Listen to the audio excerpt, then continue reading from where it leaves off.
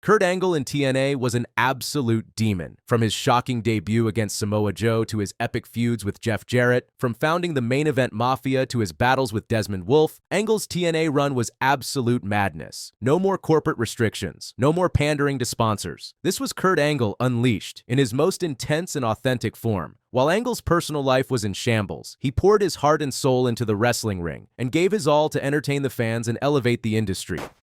So just how good was prime Kurt Angle in TNA? How does his Impact Wrestling era compare to his WWE run? What were the matches, moments, and storylines that fans fondly remember to this day? Let's dive into the archives and relive his epic run from 2006, because what we're about to discover might just change how you view Kurt Angle's entire legacy. It all started on an episode of Impact in 2006 when Samoa Joe refused to give back the NWA World Heavyweight Championship belt. According to the storyline, Joe had stolen the belt from Jeff Jarrett, and TNA management was furious. They needed someone with enough muscle and recklessness to stand up to the undefeated Samoan submission machine. Then the arena went dark, Angle rose from that elevator, and everything changed. Kurt Angle stepped into the Impact Zone like he owned the place, and the crowd absolutely lost their minds. Here was a legit Olympic hero, a former WWE champion, standing toe-to-toe with TNA's most dominant force. The stare-down between Angle and Joe alone was worth the price of admission, but Angle wasn't just there for show. Angle immediately headbutted Joe and laid him out with an Angle slam. The aura Angle had during his TNA run in 2006 was just insane. Kids today think Cody's elevator entrances are hype, but Angle's elevator entrance with that menacing shadow and theme song made him look like a legit wrestling final boss. At Genesis in November, Angle did what nobody thought was possible. He defeated Samoa Joe and ended his legendary undefeated streak. The match was a technical masterpiece that showcased everything that made both men special: Joe's submission expertise versus Angle's amateur wrestling background. And when Angle walked out victorious, it felt like TNA had officially entered the big leagues. Their feud continued with an incredible 30-minute Iron Man match at Final Resolution in January 2007. Angle won 3-2 in what many consider one of the greatest matches in TNA history. But Angle's real breakthrough came when he formed the Angle Alliance with AJ Styles and Tomko. This was a calculated move by a master strategist who understood that to dominate TNA, he needed the best talent on his side. The alliance gave Angle the backing he needed while elevating Styles and Tomko to new heights. During this time, Angle started feuding with the likes of Christian Cage and Sting for the world title. The real magic happened at Sacrifice in May 2007. When the NWA stripped Christian Cage of the world title, Angle seized the moment and defeated both Cage and Sting to become the new TNA World Heavyweight Champion in controversial fashion. But that wasn't enough for the wrestling machine. At Slammiversary in June, Angle proved his dominance by winning the King of the Mountain match, defeating AJ Styles, Samoa Joe, Christian Cage, and Chris Harris all in one night. 5 of TNA's biggest stars, and Angle walked out as the undisputed champion. Then came one of the most impressive displays of championship collecting in wrestling history. Fans today mark out over Kenny Omega and Mercedes Moné collecting championship belts, but Kurt Angle in TNA was the OG belt collector. At Hard Justice in August, Angle faced Samoa Joe in a winner-take-all match where both men put up their titles. Joe held the X Division and Tag Team Championships, while Angle had the TNA World Heavyweight and IWGP Heavyweight titles. When the dust settled, Angle held 5 championship belts simultaneously, making him the most decorated champion in TNA history. The sight of Kurt Angle standing with 5 championship belts draped over his shoulders was iconic. This wasn't just about winning matches. This was about total domination. Angle had taken everything TNA had to offer and made it his own. But absolute power corrupts absolutely. Angle wasn't just satisfied with title wins, he wanted total control over TNA.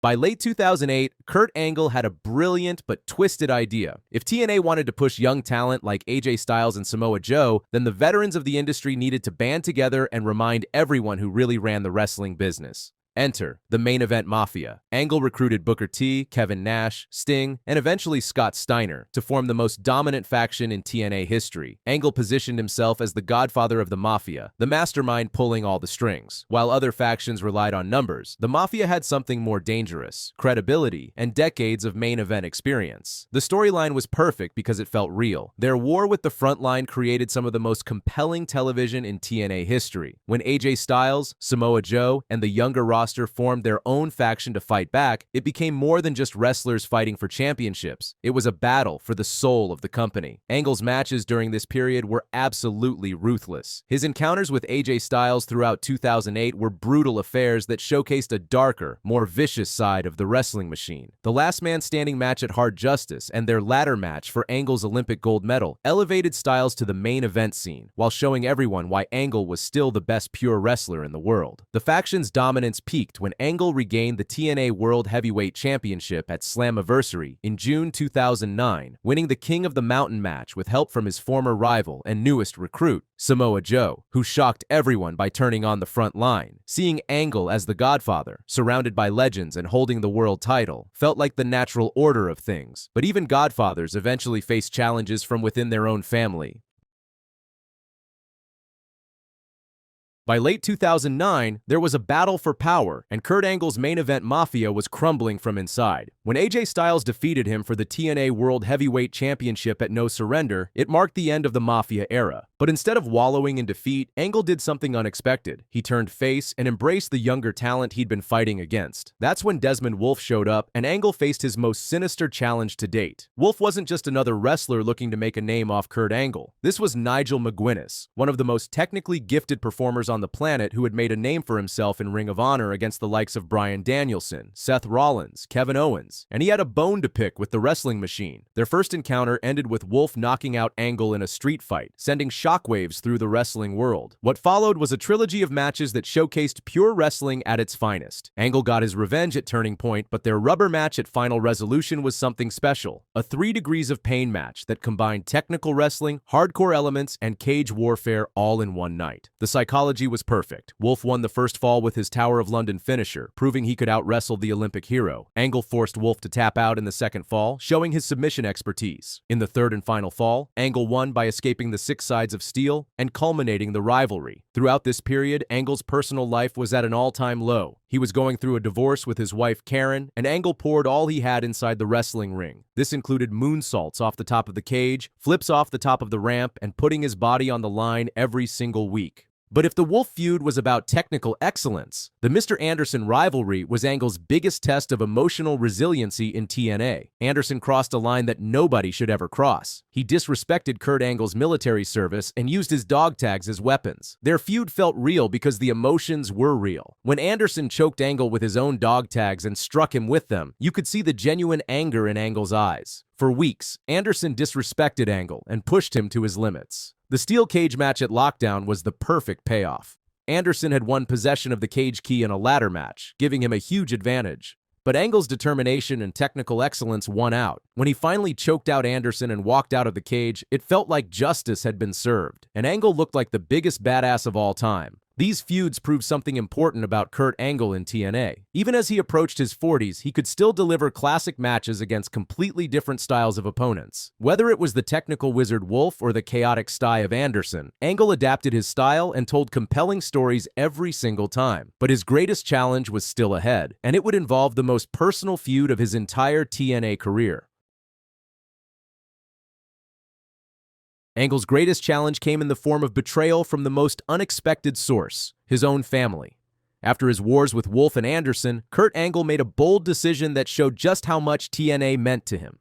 Instead of demanding another title shot, he voluntarily entered TNA's top 10 rankings and promised to fight his way through every single contender. However, the stipulation was that if he lost even once during his climb, he would retire from professional wrestling forever. Angle systematically destroyed Kazarian, Desmond Wolfe, Hernandez, and even AJ Styles to climb his way to the top. But when the TNA World Heavyweight Championship was vacated, Angle was thrown into a tournament that would change his career forever. His matches with Jeff Hardy were instant classics, a 20-minute time limit draw that went into multiple overtimes, showcasing 2 completely different wrestling philosophies colliding. Hardy represented the high-risk, high-reward style, while Angle was pure technical precision. At Bound for Glory, Hardy turned heel and defeated Angle for the vacated TNA World Championship, but the real shock came afterward. Next week on Impact, Angle came out to deliver his retirement speech after failing to capture the TNA World title, but he was interrupted by none other than Jeff Jarrett. Jarrett revealed he'd made a deal with Hulk Hogan and Eric Bischoff to end Angle's career. Then came the revelation that destroyed Kurt Angle personally. Karen Angle, Angle's ex-wife, was now with Jeff Jarrett. This wasn't just a storyline. This was Kurt's actual personal life being played out on television. The pain in his eyes was genuine, and it made for one of the most emotionally charged feuds in TNA history. Their MMA exhibition match at Genesis was nullified after Jarrett blinded Angle and left him bleeding in the middle of the ring.